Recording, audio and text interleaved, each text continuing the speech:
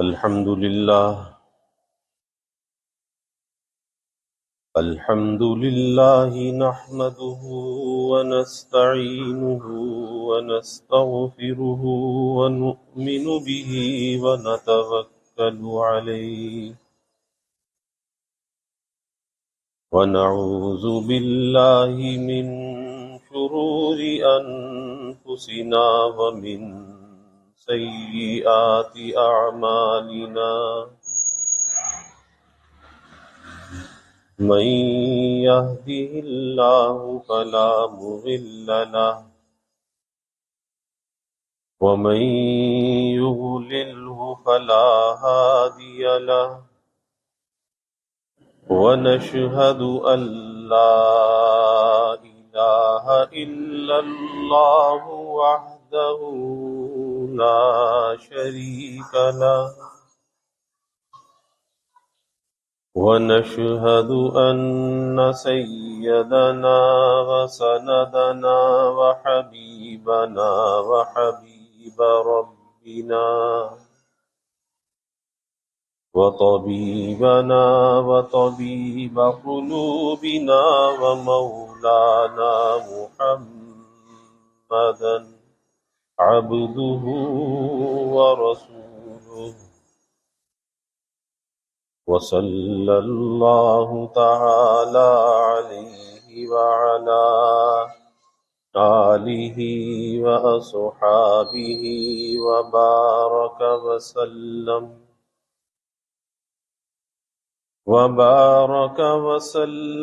تسليما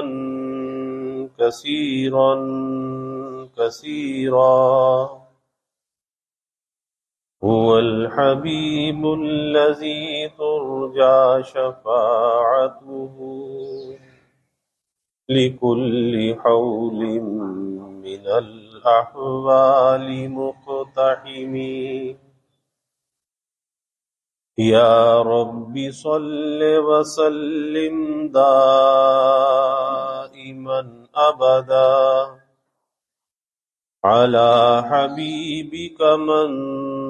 زانت به العسر أما بعد فأعوذ بالله من الشيطان الرجيم بسم الله الرحمن الرحيم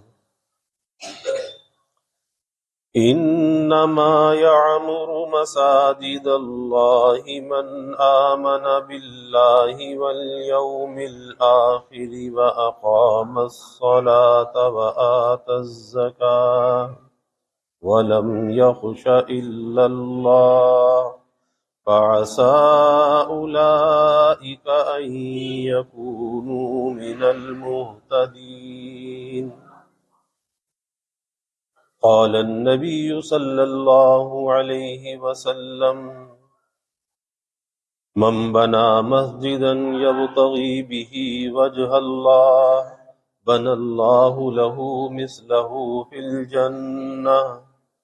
وقال رسول الله صلى الله عليه وسلم اللهم بارك لنا في رجب وشعبان وبلغنا رمضان أو كما قال عليه الصلاة والتسليم صدق الله العظيم وصدق رسوله النبي الكريم ونحن على ذلك لمن الشاهدين والشاكرين والحمد لله رب العالمين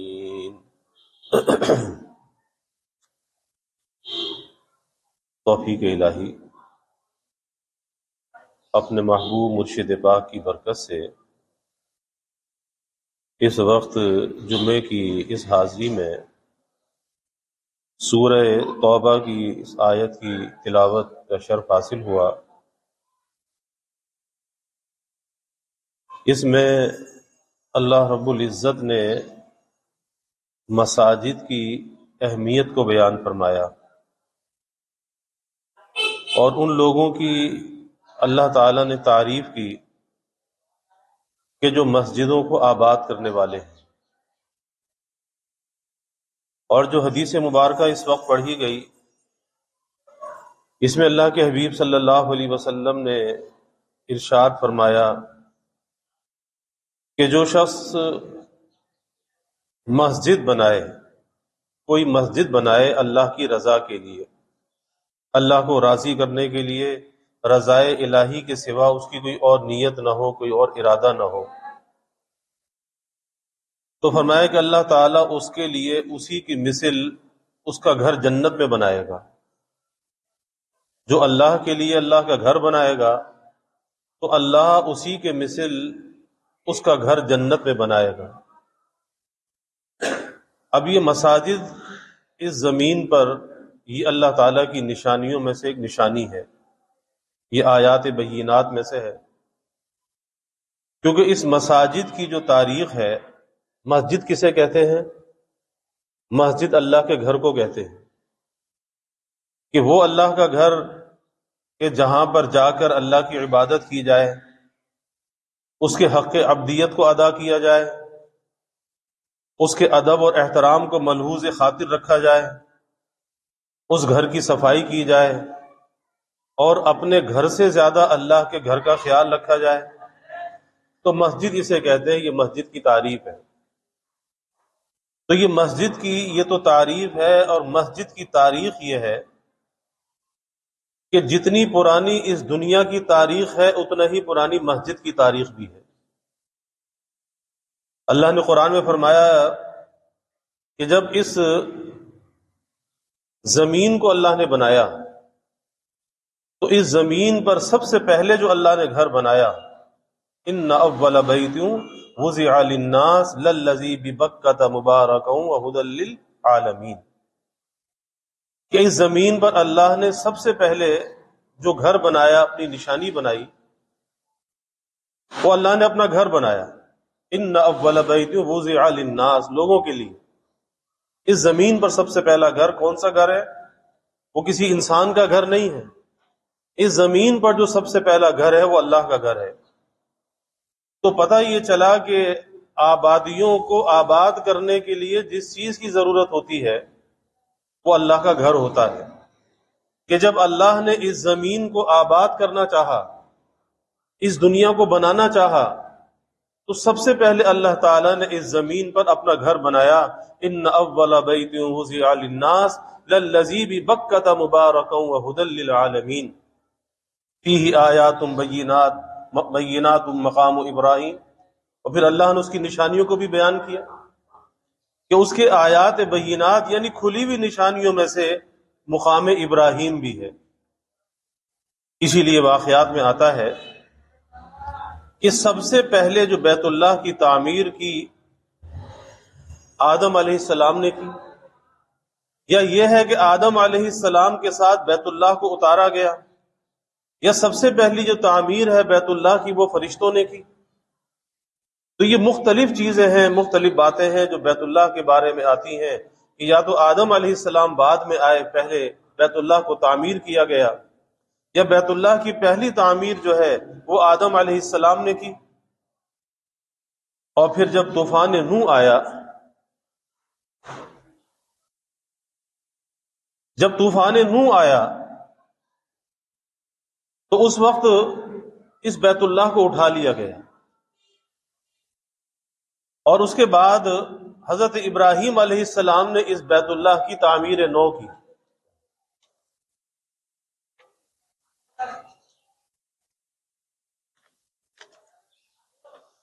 اس بیت اللہ کی جو تعمیر نو ہے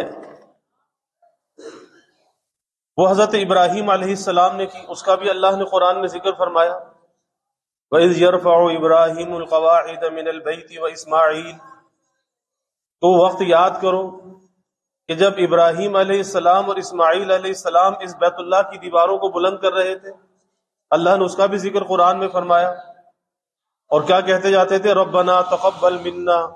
انک انت السمیع العلیم. اللہ سے دعا بھی کرتے جاتے تھے کہ اللہ ہمارا کام تو یہ بنانا ہے، لیکن قبول کرنا تو تیرا کام ہے. کوشش ہمارا کام ہے، قبول کرنا تیرا کام ہے۔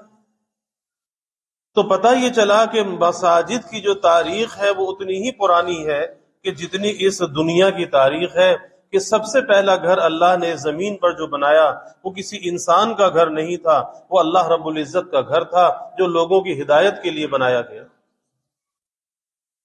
اور یہاں سے یہ بھی پتہ چلا کہ یہ مساجد جو ہے یہ ہدایت کا گھر ہوتی ہیں۔ ان مساجد کے ذریعے سے لوگوں کے اندر ہدایت پھیلتی ہے۔ اس مساجد کو دیکھ کر اللہ یاد آتا ہے، اللہ کی عبادت کی توفیق ہوتی ہے، اور وہ جگہیں مبارک جگہیں ہوتی ہیں کہ جہاں پر اللہ تعالیٰ کی عبادت کی جائے، اس کے حق عبدیت کو ادا کیا جائے، وہ جگہیں بابرکت ہوتی ہیں، مبارک ہوتی ہیں کہ جہاں پر اللہ کی نافرمانی نہ کی جائے، کیونکہ ان جگہوں پر اللہ کی رحمتوں کا نزول ہوتا ہے۔ اور جب اللہ کے گھر پر اللہ کی رحمت کا نزول ہوتا ہے، اس برکت کا نزول ہوتا ہے، تو ظاہر ہے کہ اس رحمت اور برکت سے اس بستی والے بھی محروم نہیں رہتے، وہ بستی والے بھی نوازے جاتے ہیں، وہ نماز پڑھ کر نوازے جاتے ہیں، وہ مسجد کو صاف کر کے نوازے جاتے ہیں، وہ مسجد کا ادب اور احترام کر کے نوازے جاتے ہیں۔ تو اس بستی میں جہاں مسجد ہے، جہاں پر اللہ کا گھر ہے، اس بستی والے بھی محروم نہیں رہتے، ان پر بھی اللہ کا فضل متوجہ ہوتا ہے۔ اور یہ آیت مبارکہ جو اس وقت پڑھی، اس میں اللہ فرماتا ہے انما یعمر مساجد اللہ من آمن باللہ والیوم الآخر، کہ اللہ کی مسجدوں کو حقیقتاً آباد کرنا، اللہ کی مسجدوں کو حقیقتاً آباد کرنا ان لوگوں کا کام ہے جو اللہ اور قیامت پر ایمان رکھتے ہیں۔ کون اللہ کی مسجد کو آباد کرتے ہیں؟ ایمان والے آباد کرتے ہیں۔ اور ایمان والے کون ہیں؟ جو اللہ پر اور آخرت پر ایمان رکھنے والے ہیں، یعنی قیامت کے دن پر ان کا یقین ہے اور اللہ پر بھی ان کا یقین ہے۔ یہ وہ لوگ ہیں جو مسجدوں کو آباد کرنے والے ہیں۔ اور پھر آگے اس کی اور نشانی فرمائی وَأَقَامَ الصَّلَاةَ وَآتَى الزَّكَاةَ، کہ وہ نماز کو ادا کرنے والے ہیں، نماز پڑھنے والے ہیں، زکوٰۃ کو ادا کرنے والے ہیں۔ یہ دوسری نشانی بیان فرمائی کہ اللہ کے گھروں کو آباد کرنے والے اللہ پر ایمان رکھتے ہیں اور قیامت پر ایمان رکھتے ہیں، اور فرمایا کہ وہ نماز ادا کرتے ہیں اور زکوٰۃ بھی ادا کرتے ہیں۔ نماز کے پڑھنے والے، زکوٰۃ کے ادا کرنے والے، وَلَمْ يَخْشَ إِلَّا اللَّهَ، اور یہ بہت بڑی نشانی ہے کہ ان کا اپنے رب پر ایسا یقین ہے، وہ اللہ کے گھر سے تعلق رکھنے والے ایسے لوگ ہیں کہ جو اللہ کے سوا کسی سے ڈرتے نہیں ہیں۔ وَلَمْ يَخْشَ إِلَّا اللَّهَ، اور حقیقت یہی ہے کہ جب اللہ کی ذات کا یقین دل کے اندر آ جاتا ہے، اور جب اللہ کا تعلق دل کے اندر آ جاتا ہے، اور اللہ کے تعلق کی ایک نشانی یہ ہے کہ اللہ کے گھر کے ساتھ انسان کا تعلق جڑ جاتا ہے، کیونکہ جب کسی سے تعلق ہوتا ہے تو اس کے گھر سے بھی تو تعلق ہوتا ہے نا، اور پھر اس کے گھر کا ادب اور احترام بھی ہوتا ہے۔ تو وَلَمْ يَخْشَ إِلَّا اللَّهَ، کہ وہ ایسے لوگ ہیں جو اللہ سے ڈرنے والے ہیں اور اللہ کے سوا وہ کسی سے ڈرنے والے نہیں ہیں۔ پھر آگے فرمایا فَعَسَىٰ أُولَٰئِكَ أَن يَكُونُوا مِنَ الْمُهْتَدِينَ، اور فرماتے ہیں کہ ایسے لوگوں کے لیے وعدہ ہے، یعنی اپنے مقصود تک پہنچ جانے کا، یعنی جنت و نجات پانے کا، ایسے لوگوں کے لیے وعدہ ہے جو اللہ پر ایمان رکھنے والے ہیں، آخرت پر ایمان رکھنے والے ہیں، اور نماز کے پڑھنے والے ہیں، زکوٰۃ کے ادا کرنے والے ہیں، اور وہ اللہ کے سوا کسی سے ڈرنے والے نہیں ہیں۔ جو ایسے لوگ جن کی پہلی صفت یہ ہے کہ جو مسجدوں کو آباد کرتے ہیں، تو فرمایا کہ ایسے لوگوں کے لیے اللہ نے جو جنت کا وعدہ کیا ہے وہ اپنے ان اعمال کے ذریعے سے وہ ضرور جنت تک پہنچ جانے والے ہیں۔ اور حدیث میں اللہ کے حبیب صلی اللہ علیہ وسلم نے فرمایا کہ جو کوئی اللہ کی رضا کے لیے، اللہ کو راضی کرنے کے لیے مسجد بنائے، اور اللہ کی راضی کرنے کے سوا اس کی کوئی نیت اور ارادہ نہ ہو، رضا الہی کی نیت ہو، اور یاد رکھیے کہ اسے اخلاص کہتے ہیں۔ اور یہ خالی مسجد کے ساتھ خاص نہیں ہے، یہ تو ہر عمل کے اندر اخلاص چاہیے، رضا الہی کا قصد چاہیے، کہ جب آدمی کوئی نیک عمل کرے اس کی نماز ہے، اس کا روزہ ہے، اس کی زکوٰۃ ہے، اس کا صدقہ خیرات ہے،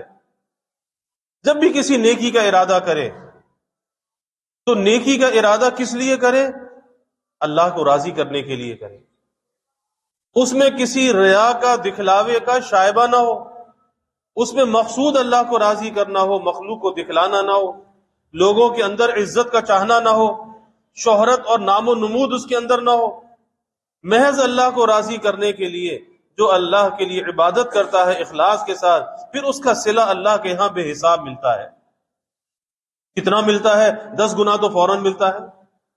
اور پھر جس کا جیسا جیسا اخلاص ہوتا ہے ویسا ویسا اللہ تعالیٰ اس کے اجر و ثواب کو بڑھاتے جاتے ہیں۔ اسی لیے آتا ہے کہ جب آدمی اللہ کے راستے میں خرچ کرے، اللہ کے راستے میں صدقہ دے، تو اس طرح سے دینا چاہیے کہ دائیں ہاتھ سے دے، بائیں ہاتھ کو پتہ نہ چلے کہ میں نے کیا دیا، کتنا دیا۔ اور جب آدمی اس طرح سے اللہ کے راستے میں خرچ کرتا ہے تو پھر اللہ اس کا یہ صلہ عطا کرتا ہے کہ اللہ اس کے اس صدقے کو، چاہے وہ معمولی سا کیوں نہ ہو، اللہ اس کو بڑھاتا ہے۔ اور حدیث میں آتا ہے کہ قیامت کے دن جب یہ جائے گا تو اللہ احد پہاڑ کے برابر نیکیوں کا ذخیرہ عطا فرمائے گا۔ یہ حیرت کے اندر ہوگا کہ میں نے ایسی کون سی نیکی کی تھی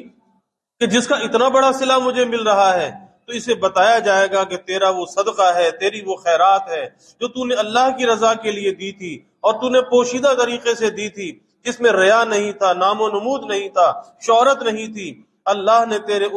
اس چھوٹے سے صدقے کو، خیرات کو، اللہ نے اس کو اتنا بڑھایا، آج اتنا بڑا نیکیوں کا ذخیرہ تجھے دیا جا رہا ہے۔ تو اللہ کے حبیب صلی اللہ علیہ وسلم فرماتے ہیں کہ جو شخص کوئی مسجد بنائے، اور یہ میں نے ابھی عرض کیا کہ مسجد کسے کہتے ہیں؟ مسجد اللہ کے گھر کو کہتے ہیں، اور اس اللہ کے گھر کو، اس بیت اللہ کو، یہ جو مسجد ہے یہ بیت اللہ ہے، اللہ کا گھر، اس کی جو نسبت ہے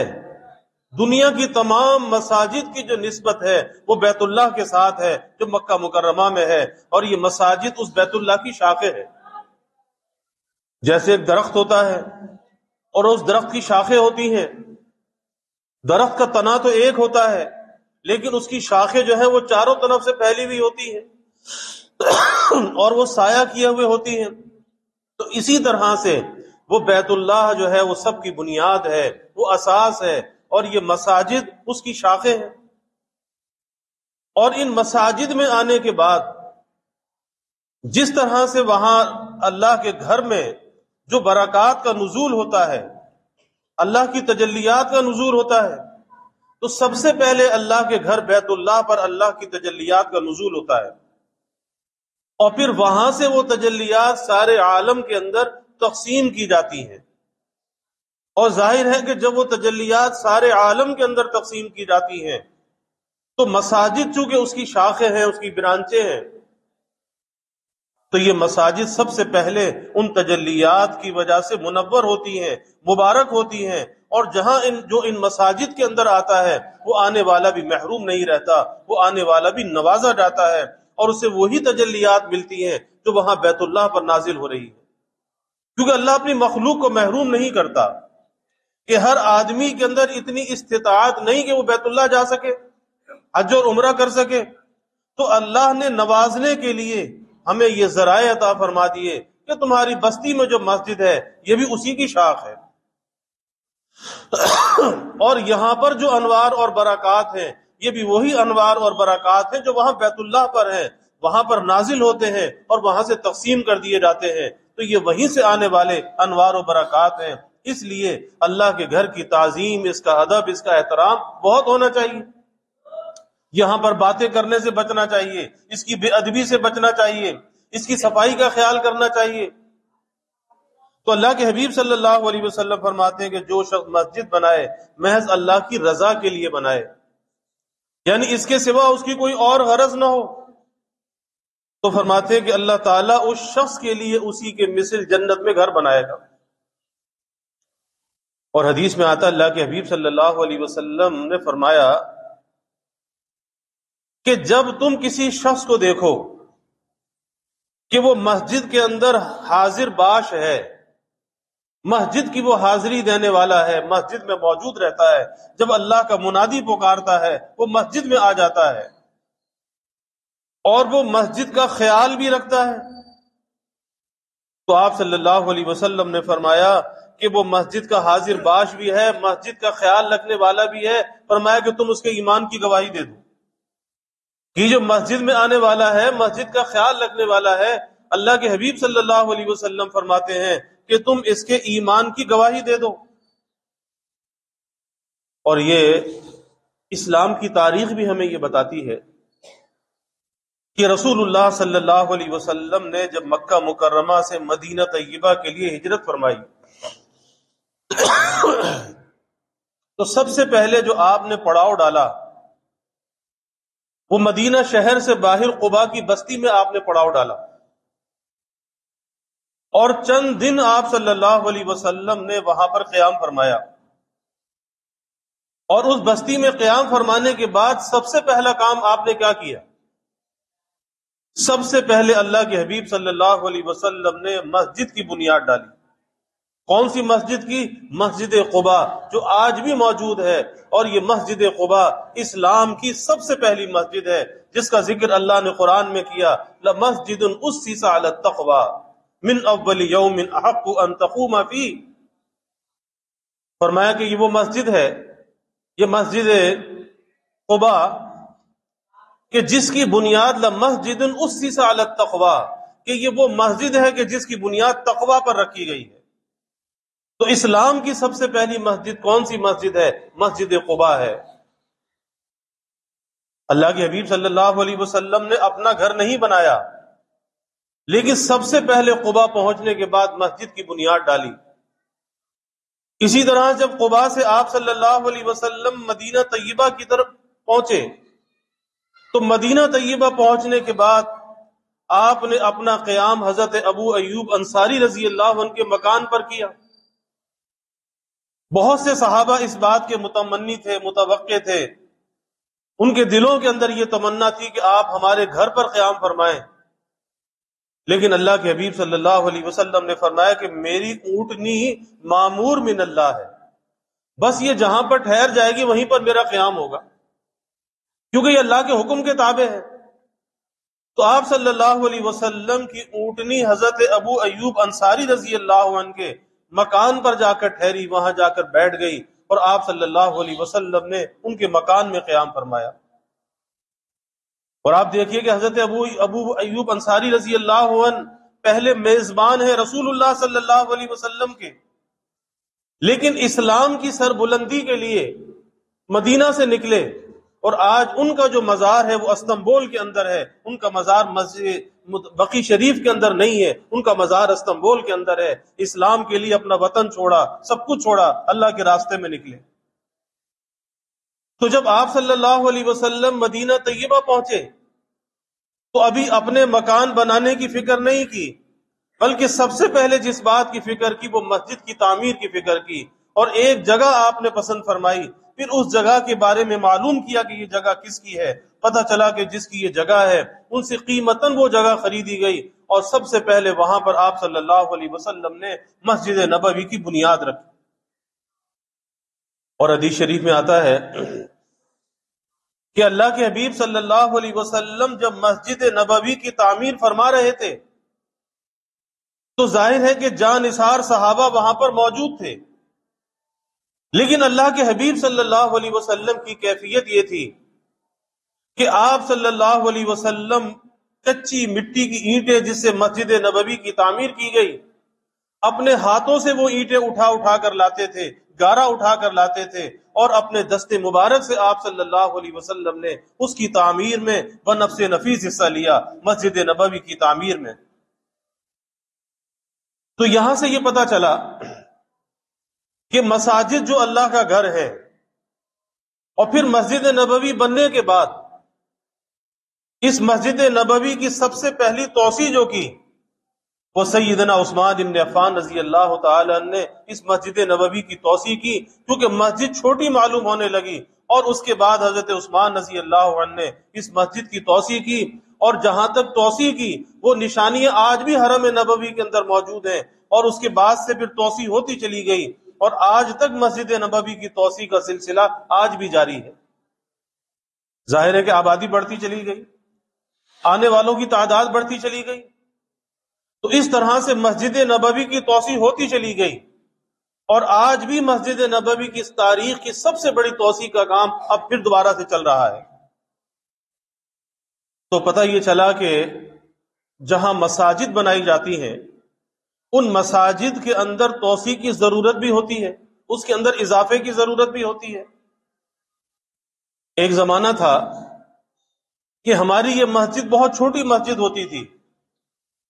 اور ایک وقت وہ تھا کہ اس مسجد میں نیچے چائے کا ہوٹل ہوتا تھا، اوپر مسجد ہوتی تھی۔ پھر اس کے بعد وہ چائے کا ہوٹل خالی کرا کر اس مسجد کی نئی تعمیر کی گئی۔ وہ پہلی مسجد تو پاکستان سے بھی پہلے کی تھی۔ تو پھر اس مسجد کا یہ پچھلا حصہ جو ہے یہاں تک اس کی تعمیر کی گئی، اور پھر اس کے بعد جب اس مسجد کے اندر تنگی ہونے لگی تو پھر آگے کا یہ ایک مکان جو ہے اس میں شامل کیا گیا، اور ارادہ تو یہ تھا کہ اس مسجد کی توسیع بہت آگے تک جائے، لیکن آگے کے مکانات کے ملنے میں کچھ رکاوٹ پیش آئی، اس لیے وہ توسیع آگے تک نہ بڑھ سکی، اور پھر وہ توسیع یہیں تک محدود رہ گئی۔ اور یہ کس زمانے کی بات ہے؟ یہ آج سے کچھ 40-45 سال پہلے کی بات ہے۔ اب 40-45 سال کے عرصے کے اندر محلے کی آبادی کتنی بڑھی، عمارتوں کے اندر کتنا اضافہ ہوا۔ یہ وہ مکانات جو کسی زمانے میں چھوٹے مکانات تھے، وہ مکانات 5-5 منزلہ بنے، آبادیاں ہوئی، مکانات میں اضافہ ہوا، آبادیوں کے اندر اضافہ ہوا، لیکن مسجد جو ہے اس کے اندر اضافہ نہ ہوا۔ اور ہونا تو یہ چاہیے کہ جہاں انسان اپنا گھر بنانے کی فکر کرتا ہے، اللہ کے حبیب صلی اللہ علیہ وسلم کی حیات طیبہ سے ہمیں یہ سبق ملتا ہے کہ وہاں اللہ کے گھر کی فکر پہلے کرنی چاہیے۔ اور اس کی ایک وجہ ہے، اس کی وجہ یہ ہے کہ اللہ نے اس دنیا کی بقا کو جس چیز کے ساتھ مشروط رکھا ہے، وہ اللہ نے اپنے نام کے ساتھ اس دنیا کے بقا کو مشروط رکھا ہے، کہ جب تک اس زمین پر اللہ اللہ کرنے والے موجود ہیں اس وقت تک یہ دنیا باقی ہے، اور جب اس دنیا میں کوئی اللہ اللہ کرنے والا نہیں رہے گا، اللہ کا نام لینے والا نہیں رہے گا، پھر اس دنیا کو ختم کر دیا جائے گا۔ اور مساجد کس لیے ہیں؟ مساجد اللہ کو یاد کرنے کے لیے ہیں۔ تو پتہ یہ چلا کہ یہ مساجد جو ہے اس دنیا کی بقا کا ذریعہ بھی ہے، اور یہ دنیا باقی ہے تو یہ ہماری بقا کا ذریعہ بھی ہے۔ اور پھر جن جگہوں پر اللہ تعالیٰ کی عبادت کی جاتی ہے، جہاں پر اللہ سے مناجات کی جاتی ہے، اللہ کے سامنے توبہ اور استغفار کیا جاتا ہے، اللہ کے سامنے ندامت کے آنسو بہائے جاتے ہیں، تو پھر آسمانوں سے جو آنے والا عذاب ہے وہ ٹل جاتا ہے۔ بہت سی بلائیں اور مصیبتیں جو نازل ہونے والی ہوتی ہیں، کسی کی دعا کے لیے ہاتھ اٹھتے ہیں، کسی کی آنکھ سے آنسو نکلتا ہے، اللہ وہ آنے والی بلاؤں اور مصیبتوں کو ٹال دیتا ہے۔ تو پتہ یہ چلا کہ دنیا کا بقا اگر ہے وہ ان مساجد کی وجہ سے ہے۔ مساجد دنیا کی وجہ سے باقی نہیں ہے، اس دھوکے میں نہیں پڑنا چاہیے، بلکہ دنیا کا اگر بقا ہے ان مساجد کی وجہ سے ہے۔ تو اسی لیے محلے کی آبادی بڑھتی چلی گئی، لیکن مسجد جو ہے وہ اپنی جگہ پر محدود رہی، مصلین کی تعداد بڑھتی رہی، لیکن مسجد اپنی جگہ پر محدود رہی۔ اب اسی فکر کو لے کر مسجد کے پڑوس کی جو جگہ ہے، اس مسجد کے پڑوس کی جگہ کو مسجد کی توسیع کے لیے اس جگہ کا سودا کیا گیا، اور اس نیت اور ارادے کے ساتھ کیا گیا کہ اس مسجد کی توسیع اس جانب کی جائے۔ اور یہ بھی آپ کو بتاؤں کہ ایک وہ زمانہ بھی تھا کہ جب اس مسجد کی توسیع پہلی تعمیر ہو رہی تھی، اس زمانے میں یہ برابر میں ایک گودام ہوتا تھا، اور عارضی طور پر نماز یہاں پر پڑھی گئی 1-1.5 سال 2 سال، جب تک یہ مسجد تعمیر ہوتی رہی، نمازیں برابر کی جگہ میں ہوتی رہی۔ اور اس زمانے کے اندر یہ گودام ایک گری ہوئی جگہ تھی، بس آگے کی طرف گودام بنے ہوئے تھے، لیکن اس وقت لوگوں کے سجدے یہاں پر ہوئے تو اللہ نے شاید اس جگہ کو اس مسجد کے لیے قبول کر لیا۔ اور اس زمانے کے اندر اس وقت کی جو انتظامیہ تھی مسجد کی، اور یہ جگہ تو کوڑیوں کے دام اس وقت مل رہی تھی، لیکن اس وقت کی جو انتظامیہ تھی آج سے 50 سال 60 سال پہلے کی، انہوں نے اس کو خریدنے کی ہمت نہ کی اور یہ سوچا کہ اتنی بڑی مسجد تو ہم بنا رہے ہیں، اس کو کون بنائے گا؟ حالانکہ یاد رکھیے کہ مساجد اللہ کا گھر ہے، اور ان مساجد کی تعمیر اللہ کی مدد اور اس کے بھروسے پر ہوتی ہے۔ عوام الناس کے سامنے، لوگوں کے سامنے، اہل محلہ کے سامنے اس منصوبے کو رکھا جاتا ہے، اور یہ کام لوگوں کے تعاون سے ہوتا ہے۔ اور یاد رکھیے کہ وہ تعاون وہی کرتا ہے جس کے دل میں اللہ ڈالتا ہے، اور جس کے پیسے کو اس جگہ میں لگنا ہوتا ہے۔ مبارک ہے وہ پیسہ جو اللہ کے گھر میں لگ جائے، مبارک ہے وہ پیسہ جو انسان کے لیے آخرت میں ذخیرہ بن جائے۔ اس لیے یہ نہیں سمجھنا چاہیے کہ جی توسیع کی کیا ضرورت تھی، یا اتنی بڑی جگہ کی کیا ضرورت تھی، یا اتنے پیسے کا انتظام کہاں سے ہوگا۔ آپ دیکھیں گے سب اللہ کی مدد سے ہوگا، اور جو کچھ بھی فیصلہ کیا گیا اللہ سے رجوع کرنے کے بعد، استخارہ کرنے کے بعد اور مشاورت کے بعد یہ فیصلہ کیا گیا، اور دل کے اندر یہی بات آئی کہ اللہ کو راضی کرنے کے لیے، اللہ کی رضا کے لیے یہ چیز ہے، اور اللہ کے بھروسے پر ہے۔ اور جب اللہ پر انسان بھروسہ کرتا ہے تو پھر اللہ کی مدد شامل حال ہوتی ہے، اور اللہ کی ذات سے امید اور توقع ہے کہ اللہ کی مدد اور نصرت سے یہ کام بھی پایا تکمیل تک پہنچے گا۔ میں اس کی زیادہ تفصیلات میں نہیں جاتا کہ وہ تفصیلات ساری جو ہے وہ لکھ دی گئی ہیں، لیکن اب اہل محلہ کی یہ ذمہ داری ہے کہ یہ کوئی انفرادی کام نہیں ہے، اجتماعی کام ہے، اور ہر انسان کو اللہ کے اس گھر کا سفیر بننا چاہیے، اللہ کے اس گھر کا مددگار بننا چاہیے۔ اور یہ ایک ایسا کام ہے، یہ ایک ایسی خدمت ہے کہ یہ اس کا صلہ کسی انسان سے نہیں لینا، اس کا صلہ تو اللہ سے ملنے والا ہے، اور اللہ سے وہی صلہ ملنے والا ہے جو اللہ کے حبیب صلی اللہ علیہ وسلم نے بیان فرمایا کہ اس کا صلہ کیا ہے۔ آپ نے فرمایا کہ کوئی اگر ایک پرندے کے گھونسلے کے برابر بھی مسجد بنائے،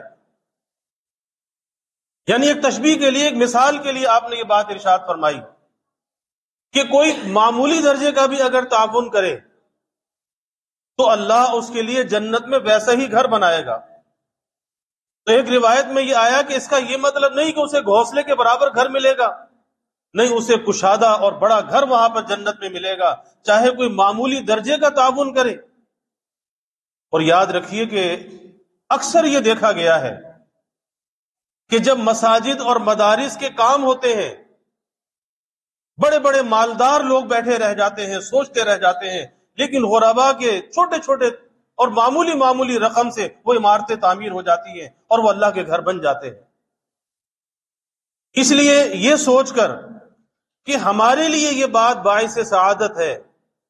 اور ہمارے لیے یہ بات باعث نجات ہے کہ ہمارا پیسہ اللہ کے گھر میں لگ جائے، کسی صدقہ جاریہ کے اندر لگ جائے، کیونکہ ہم نے دنیا میں ہمیشہ نہیں رہنا۔ جو صدقہ جاریہ انسان پیچھے چھوڑ جاتا ہے،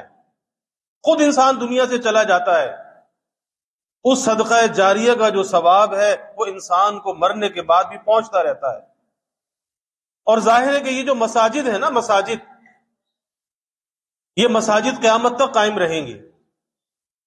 تو جو آدمی اللہ کے گھر مسجد کے ساتھ تعاون کرتا ہے،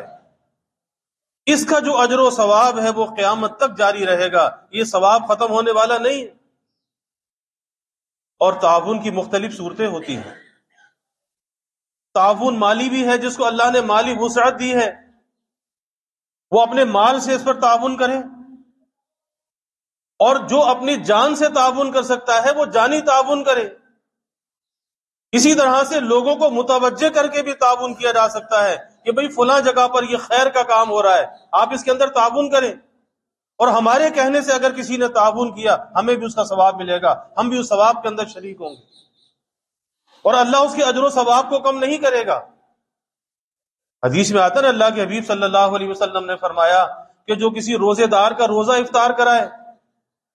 آپ نے فرمایا کہ افطار کرانے والے کو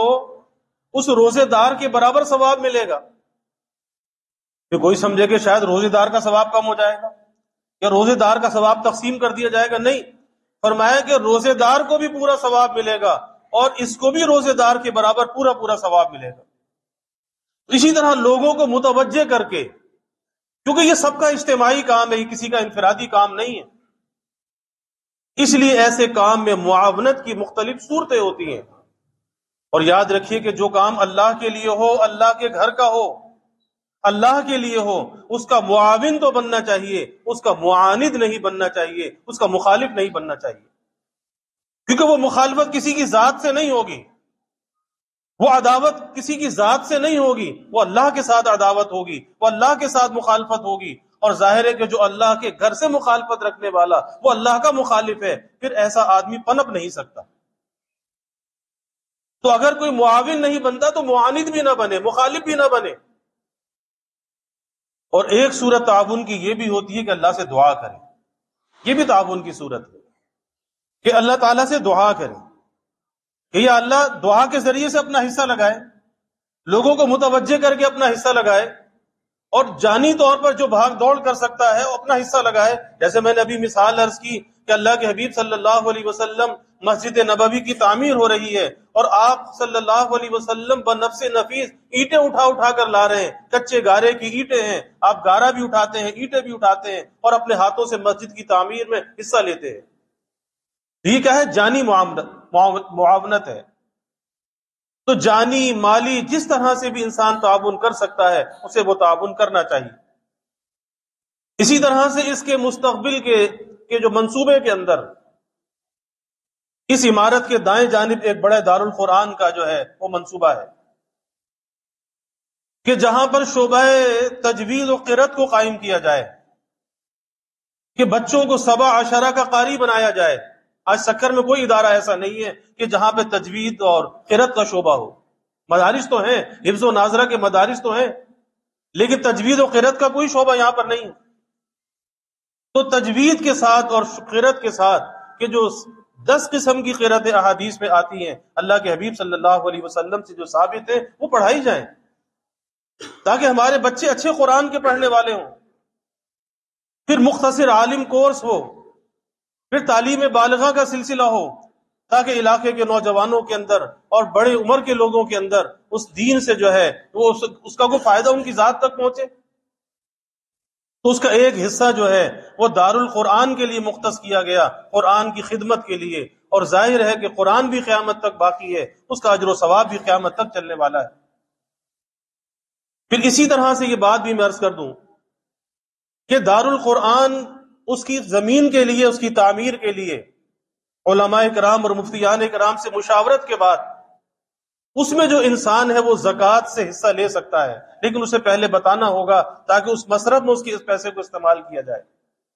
اور مسجد کی جو تعمیر ہے اور اس کی جو زمین کی ادائیگی ہے، اس کے اندر جو قیمت ہے وہ للہ ہے، اس کے اندر زکوٰۃ صدقہ وہ استعمال نہیں ہو سکتا۔ ابھی ہم سب کی بھائی ذمہ داری ہے کہ اس کے لیے ہم دعا بھی کریں اور اس کے لیے بڑھ چڑھ کر ہم حصہ لیں، اور یہ ہماری عادت بھی نہیں ہے کہ بار بار ممبر پر بیٹھ کر اس طرف لوگوں کو متوجہ کیا جائے۔ اب جتنا کچھ بھی کہا گیا اسے کافی سمجھا جائے، اب اس کے بعد اپنی ذمہ داری سمجھ کر جس طرح سے بھی ممکن ہو اس تعاون کی صورتوں کو آگے بڑھایا جائے، اور اللہ کے گھر میں جو بھی تعاون کیا جائے وہ مال حلال سے کیا جائے، حلال سے کیا جائے۔ اور یاد رکھیے کہ اللہ کے راستے میں خرچ کرنے سے مال گھٹتا نہیں ہے، مال بڑھتا ہے، وہ مال بڑھتا ہے، وہ آخرت میں بھی بڑھتا ہے، دنیا میں بھی بڑھتا ہے۔ اللہ بہت سے حادثات اور سانحات سے بچا لیتا ہے۔ تو یہی آپ حضرات سے گزارش ہے کہ اس محلے کا رہنے والا، اس مسجد کے قرب و جوان میں رہنے والا یہ نہ دیکھے کہ مسجد کمیٹی میں ہمارا نام نہیں ہے، ظاہر ہے کہ سب کے نام تو نہیں آ سکتے نا، لیکن ہر آدمی جو ہے اس مسجد کا معاون اسے بننا چاہیے، اور ہر آدمی کو اس کا سفیر بننا چاہیے۔ یہ کسی کی ذات کی سفارت نہیں ہے، اللہ کے گھر کی سفارت ہے، اور جب ہم اللہ کے گھر کے سفیر بنیں گے کل قیامت کے دن اللہ ہماری وہاں پہ مدد فرمائے گا۔ جب ہم اللہ کے گھر کی مدد کریں گے اللہ وہاں پر ہماری مدد فرمائے گا۔ اللہ تعالیٰ سے دعا بھی ہے کہ جو کام اللہ کے بھروسے پر اللہ کی رضا کے لیے جس کام کا آغاز کیا گیا ہے، گو کہ ہماری حیثیت سے بڑھ کر ہے، ہماری وہ حیثیت نہیں ہے، لیکن اللہ کے لیے کچھ بھی نہیں ہے، اللہ اسے عافیت کے ساتھ، سہولت کے ساتھ، بغیر کسی رکاوٹ کے پایہ تکمیل تک پہنچائے، اور جو قبلے کی جانب مزید جگہوں کی بات چل رہی ہے اللہ اس کے لیے بھی آسانی عطا فرمائے، اور ہر رکاوٹ سے اللہ تعالیٰ اس کی بھی حفاظت فرمائے۔ اور آخری بات میں یہ عرض کرتا ہوں کہ ترکی اور شام میں جو زلزلہ آیا اور جس طرح سے وہاں پر بھائی تباہ کاری ہوئی، میں نے گزشتہ سے پیوستہ جمعے یہ مضمون آپ کے سامنے عرض کیا تھا کہ وہ 12-13 نشانیاں جو اللہ کے حبیب صلی اللہ علیہ وسلم نے بیان کی، میں نے گزشتہ سے پیوستہ جمعے یہ ساری تفصیل عرض کی تھی کہ وہ 12-13 خرابیاں ایسی ہیں کہ اگر وہ قوم کے اندر آ جائیں، مسلمانوں کے اندر وہ خرابیاں آ جائیں، تو اللہ کے حبیب صلی اللہ علیہ وسلم نے فرمایا کہ پھر انتظار کرو سرخ آندھی کا، زلزلوں کا، زمین میں دھس جانے کا، پتھروں کے برس جانے کا، غرق ہو جانے کا، صورتوں کے مسخ ہو جانے کا، پھر اس وقت فرمایا کہ انتظار کرو۔ تو پتہ چلا کہ یہ ہمارے شامت اعمال کا نتیجہ ہے، اللہ کے عذاب کی صورت ہے اور شامت اعمال کا یہ نتیجہ ہے۔ تو ہمیں اللہ کے سامنے توبہ کرنی چاہیے، استغفار کرنا چاہیے، ہمیں اللہ کی طرف رجوع کرنا چاہیے، اور یہ نہیں سوچنا چاہیے کہ جی ہم تو وہاں سے ہزاروں میل دور ہیں اور ہم تو اپنے گھروں میں محفوظ ہیں۔ یاد رکھیے کہ ہم بھی محفوظ نہیں ہیں۔ یہ آفات و بلیات جب آتی ہیں اللہ کسی آزمائش اور امتحان میں نہ ڈالے۔ ابھی چند مہینے پہلے ہمارا ملک بھی ایک آزمائش سے گزرا ہے۔ آپ دیکھیں کہ آنن فانن بستیاں، آبادیاں ویرانوں کے اندر تبدیل ہو گئیں، گاؤں اور دیہاتوں کے نام و نشان مٹ گئے، اور آج بھی بعض علاقے ایسے ہیں آپ جا کر ذرا دیکھیں لگتا ہے کہ کوئی سمندر ہے، یہاں پہ کوئی آبادی نہیں ہے، حد دینے کا آج بھی پانی نظر آتا ہے۔ اللہ سے ڈرنا چاہیے، اللہ سے پناہ مانگنی چاہیے، اور اپنے ان بھائی مسلمانوں کے درد کو، تکلیف کو محسوس کرنا چاہیے۔